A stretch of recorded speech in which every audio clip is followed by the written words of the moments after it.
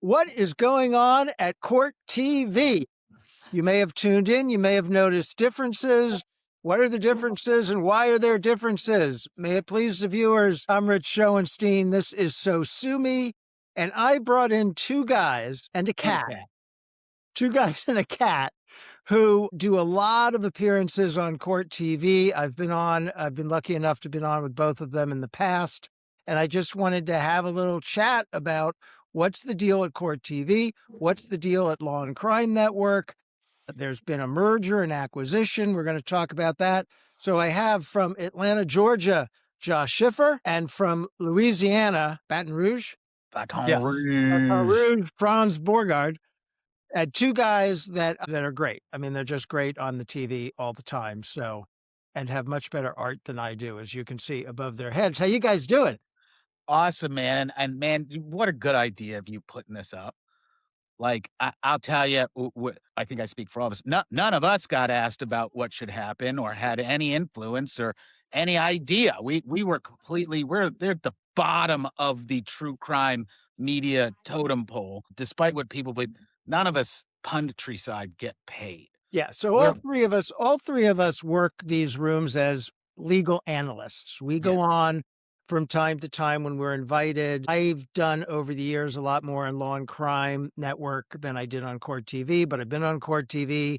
These two guys go on Court TV a lot and have done some work on other outlets as well. And so recently, Law and Crime Network, you may have heard this much, bought Court TV. And I was a very much, I don't remember if you guys are wrestling fans, but it really reminded me of when WWE bought W.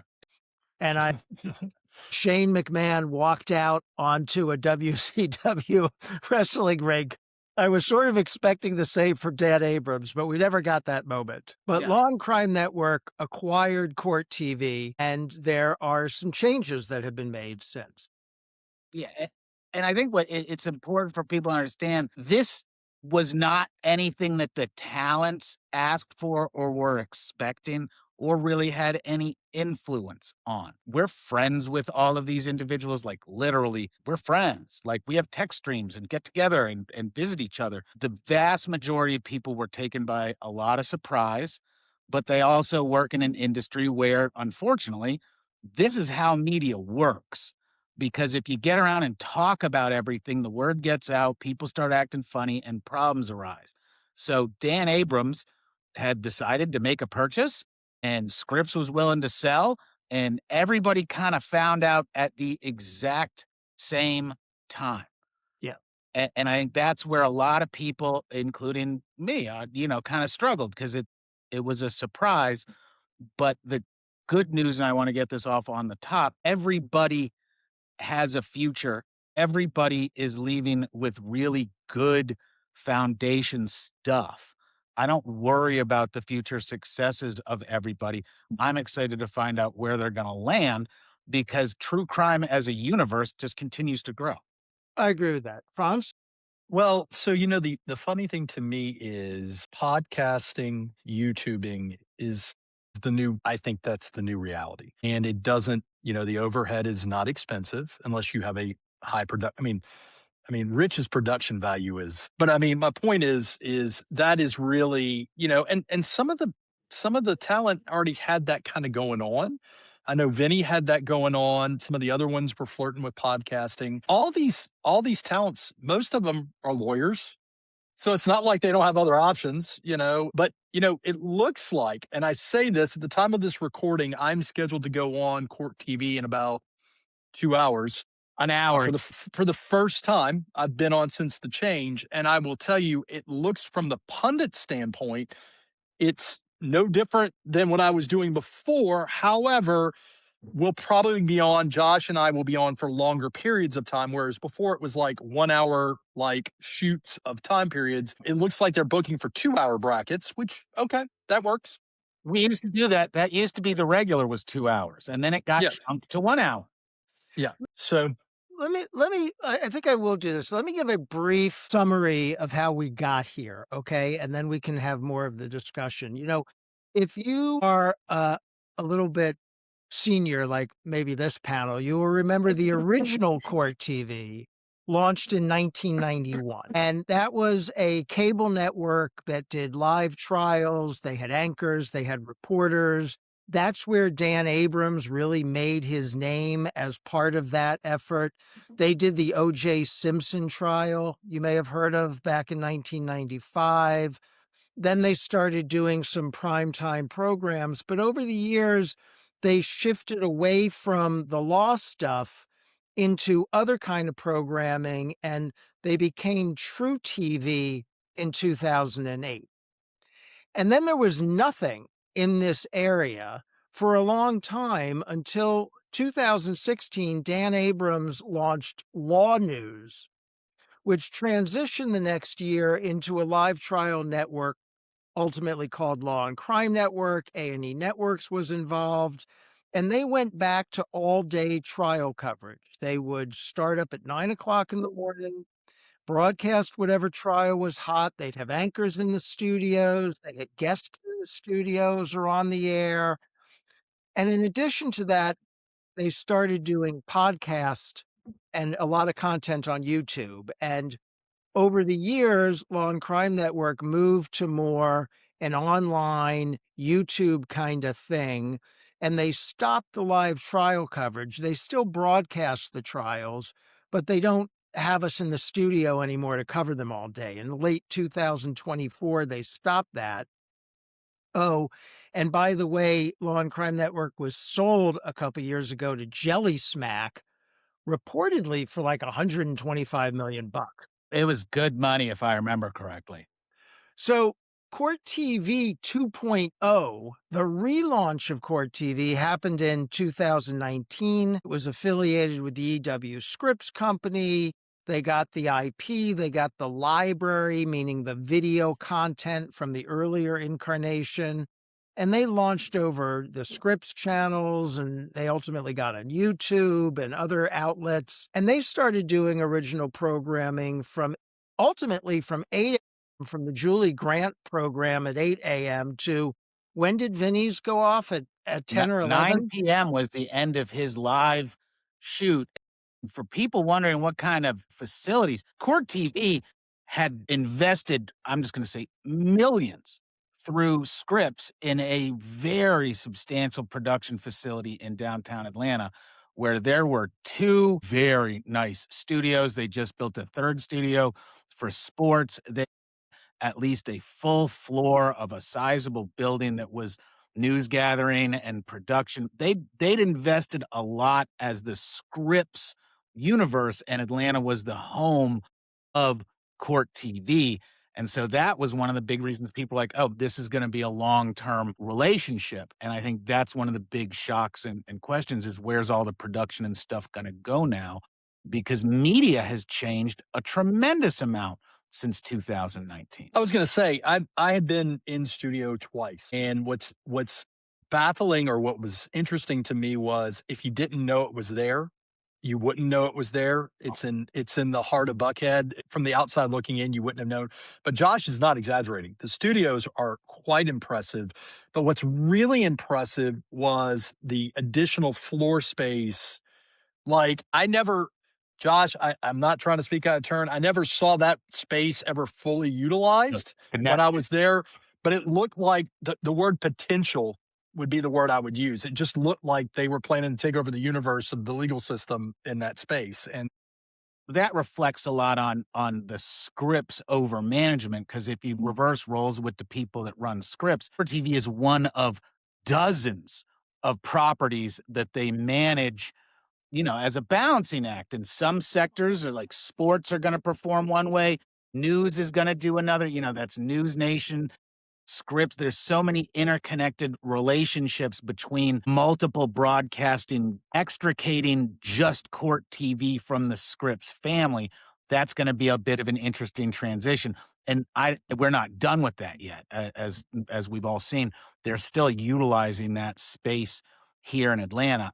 I don't know what the future is, how long that's going to last, what's going to happen, but I don't think anybody really does except maybe a few managers at the very top end. When I started doing this, one of the reasons I've been more on Law and Crime is that Law and Crime is right here in New York.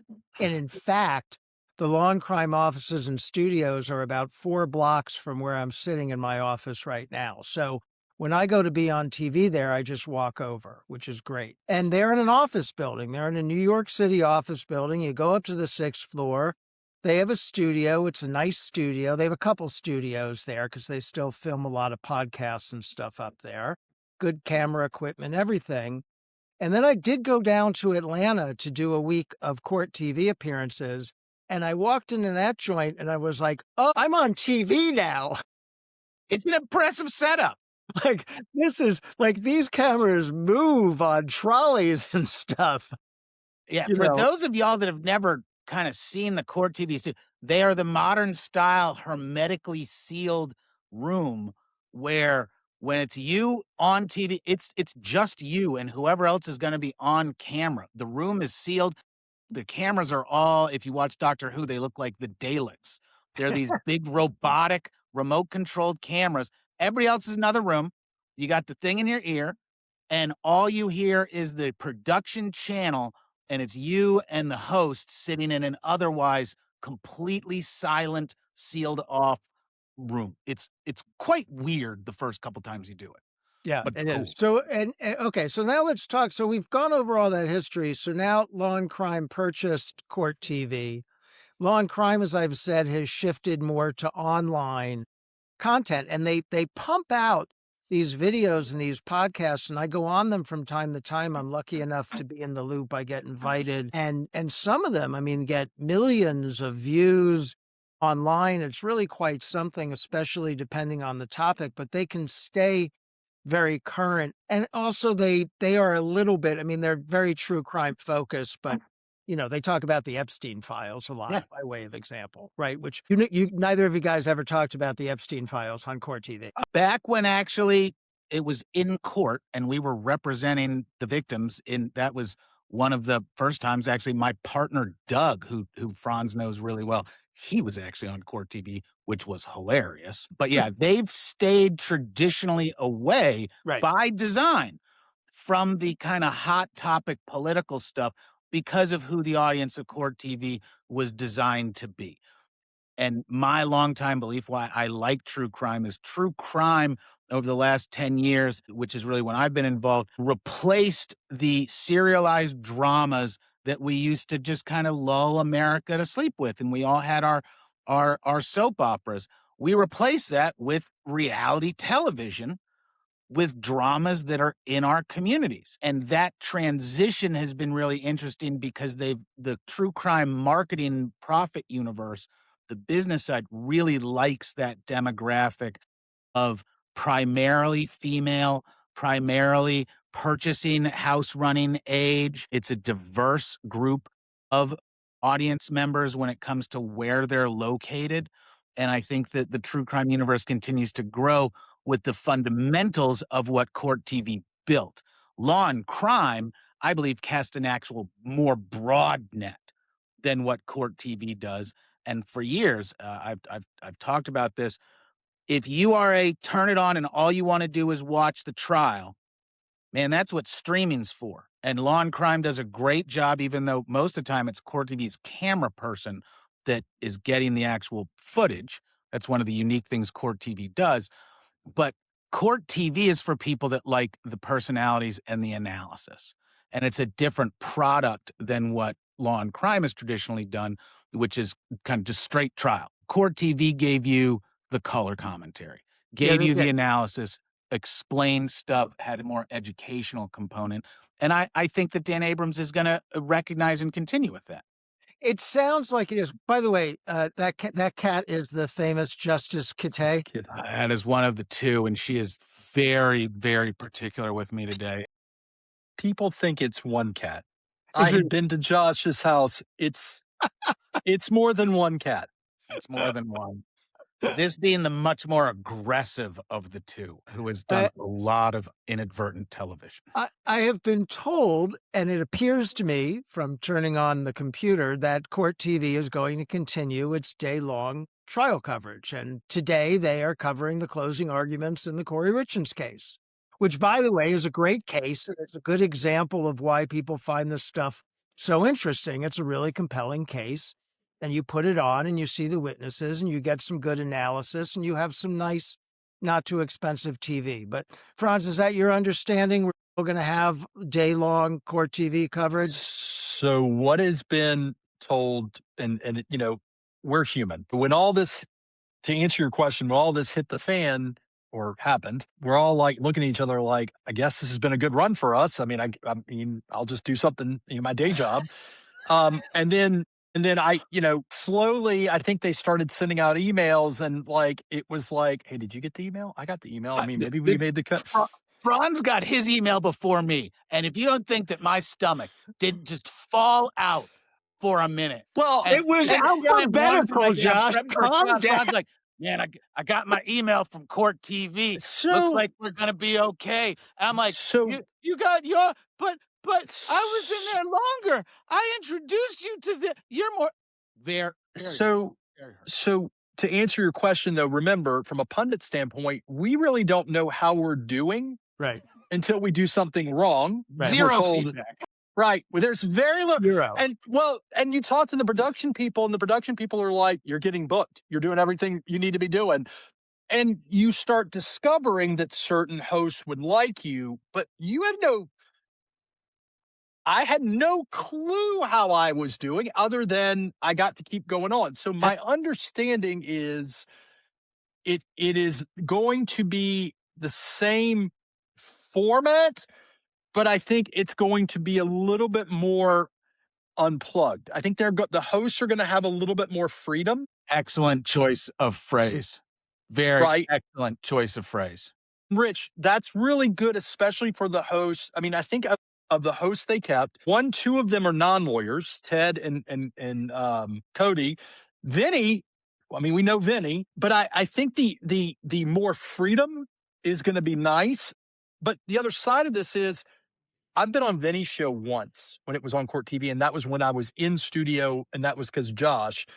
I'm going to hang out with Vinny for 2 hours for the first time. So, I mean, to me, that's the exciting piece is, and I like, candidly, while Josh said it earlier, we love the hosts that aren't with Court TV anymore. I mean, we care about those people, but talking to hosts that are non-lawyers is a different conversation. Yep. Because that's your juror. I mean, that's your. And I'll throw in, I had been going on both Law and Crime and Court TV, and like about a year ago, Court TV more or less stopped calling me. And I never knew why. Nobody ever said anything. I reached out once and I sort of went back on a couple of shows, but that was short-lived. So I don't know, but you're right. There's zero feedback on a daily. You go on, you do your hour, you do your 2 hours. This is a Rich and Josh, you'd probably agree. This is a weird industry. Yeah. Take Nancy Grace. I've been on Nancy Grace a handful of times. Every time I've ever been on Nancy Grace, my job was to play token defense attorney, where I would get yelled at. And I remember telling the production people, well, that went horrible. I appreciate you guys letting me on. I guess I'll never be on again because she clearly doesn't like me. And the production people are like, she loves you. And I'm like, really? Because that's so funny you say that, because I went on her show and she asked me off camera to argue with her. And I did, but they have final cut. So I lost the argument. Right. Like, I don't want to do that. And it is interesting depending on what your audience is and what they're going after. But I think Franz really hit the nail on the head with the more unplugged version. I approach this as kind of a business valuation perspective. Yeah. And there was a really good opportunity to combine two already overlapping audiences. The trials is very similar. They can get a lot of efficiencies in the back end, the production stuff. Plus, Law and Crime acquired a massive library. Rich mentioned it earlier. That library of former trials is huge. They are going to mine that very successfully. I expect to see a lot of TED documentaries, who I think does a fantastic job with them. I know the staff that helps him with those. I think we're going to see a lot of great documentary work come out. It gives them flexibility with the brand, with how they're going to brand and develop certain things. And they do have the two different products. The actual production stuff, I think that most people will notice there's a few less graphics. There's a few less pre-produced stuff. There's a little bit more of this is not being done with a gigantic big three network staff. No, it's being done by a much smaller back of house, but they're still doing a really great job with getting it they're out not there. they're not doing a live 8 a.m. show. They're not Yeah. doing a live 7 p.m. show. They're just seem to be just doing 9 to 5. And on either side of that, they're running, other true crime programming that's pre-made. Which gives them an opportunity to develop and fill those other hours. I will not be surprised to see new shows come out. The production of television show universe has changed. Now so many shows are independently produced and just shopped to various distributors. So the three of us could go put together a true crime show, film it, and then go sell it to whoever would broadcast it. And that's happening a lot more. I think we're going to see more growth in that part of the universe. But I don't believe in any way they're going to stop over-the-air broadcasts of trials, because lots of people turn on and watch it all the time. Yeah, I don't think they will. So a couple of thoughts I have. One is the fan base of Court TV, right? There is a dedicated fan base. You see them online, they interact online, very strong. And also the people who worked there and the people who continue to work there are immensely talented. Yeah, they're really good people. And unfortunately, whenever you have a merger or an acquisition, there are losses of jobs. It is inevitable because you're combining two enterprises and now you have a surplus of what the bigger enterprise thinks they need. And so some on-air and a lot of off-air talent lost their job in this merger. And all I can say is if you're out there and you get a resume from someone who's been at Court TV the last few years, you should give them a real hard look, because those people on and off the air are immensely talented and can work for you. That is what I would say about that. So maybe I'm optimistic to a degree that is silly, but I also think that when the dust settles, I would not be totally shocked. I have no insider information. Josh may say I'm absolutely wrong on this. I wouldn't be shocked if some of the former hosts have a role. It may be a different role. I think this is the figure out stuff phase, and I think they've cleaned house. But I do think that I wouldn't be totally surprised that we see some of the familiar faces we've known do something. Now, that may have a different flavor, a different appearance, but I wouldn't be shocked. I mean, now, obviously, you're right, Rich. I think some of these hosts are going to get hired gainfully doing other stuff. Some of these people could do general news and be just fine. Chanley went from Court TV to doing Fox. I mean, it's which some people were like, I can't believe she's leaving Court TV. And other people were like, are you nuts? She's going to the big show. So really, and you've got to also take into consideration everybody that y'all knows what's going on in the rest of their life, where they are in their careers, what their dreams and aspirations are. And I agree with Franz. We're going to see the faces and the people that we love again. I don't believe any of the on-air talent are like, nope, I'm done. I'm going into house sales or giving up on. No, these are really true crime dedicated professionals. So there will be those future projects. It's just letting the dust settle, figuring out how it goes. And this is exactly where we get some of the best programming, because station directors, man, they have great ideas. They mash people together. They create shows. Taking that away and letting the free market create shows, man, that can be some great stuff. And I know that there's lots of discussion online about who the great audience wants to see. There may be new names that we'd never seen before. There may be changes to respond to how the audience, what the audience's wishes and demands are from the broadcasters. Because trust me, broadcasters just want to show the audience what it wants.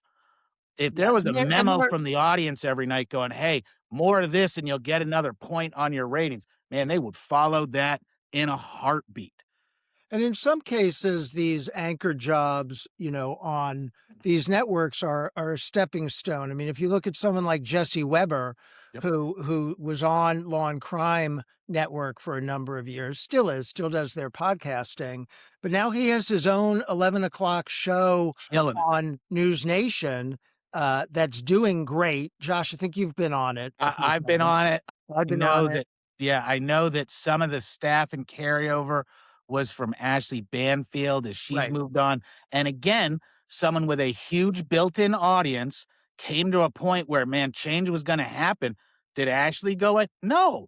If anything, I see Ashley more because she's doing more independent, self-produced stuff. And I see it on my media feed more than her 10 to midnight show. Yeah, the next thing I saw, Julie Grant's 8 o'clock program isn't on CourtTV anymore, but the first thing I saw is she's teamed up with Jennifer Kofendorfer, and they're doing some sort of morning show. I haven't seen it yet, but it's not too hard to find an outlet online or somewhere else where if this is your job, you can keep doing it. And these are people that they're professionals. The three of us are professionals, professional lawyers. Yeah. None of us are professional media people. If the media goes away, all three of us are going to get up tomorrow morning, put on basketball shorts, and go to work. It's very Overalls. Overalls are good too. But these are like, I think about people like Julia Janae. People don't understand exactly how meaningful and connected she is to the rest of the journalism universe. You think about her as she's that great lady that does some true crimes. Man, Julie Janae is a incredible journalist, listened to by tons of people. And if she wants to go other places, she's got doors. Like, she is a big dog.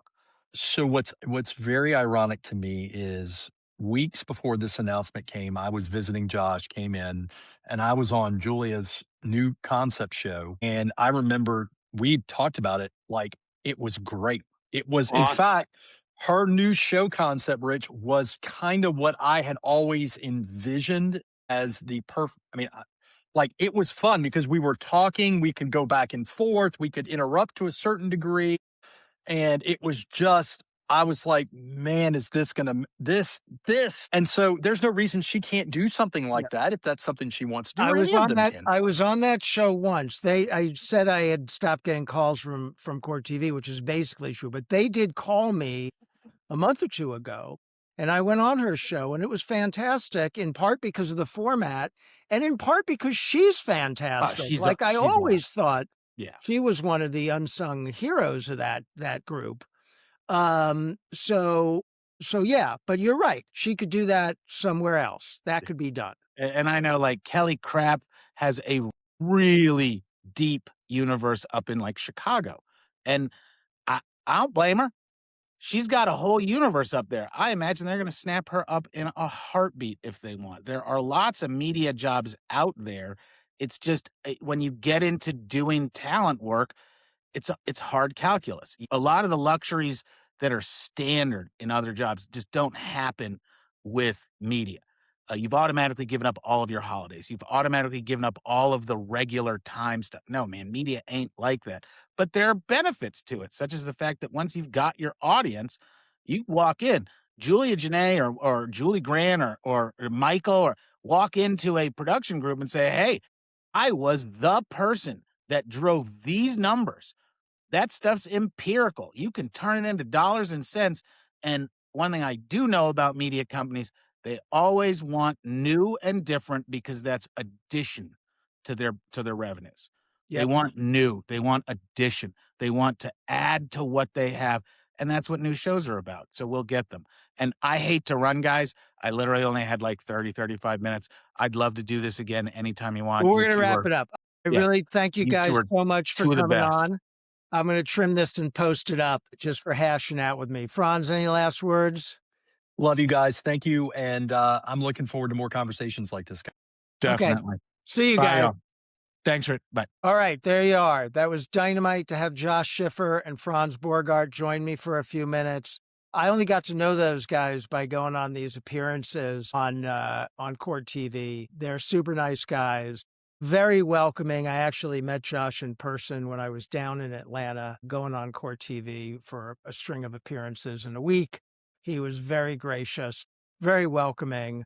And I really appreciate there's this community of legal analysts who do this kind of thing, who go up and, we're the jerks who show up in the little boxes on TV and try to break down these cases. And as a general matter, the community gets along pretty well, is pretty friendly to each other, a little competitive, not too competitive. And I really did mean it. The folks at Court TV are great. Everybody we mentioned, Judge Ashley Wilcott, obviously, who was the centerpiece really of the midday part of that network for many years. And she's out looking for a new gig. And if you have an opportunity, you should snatch her up, or anybody else who is not on Court TV right now. But Court TV continues. Crime Network continues, as I say, a few blocks from my office. I love every opportunity I get to be on air there, or to do one of their podcasts, or to pitch in any way I can.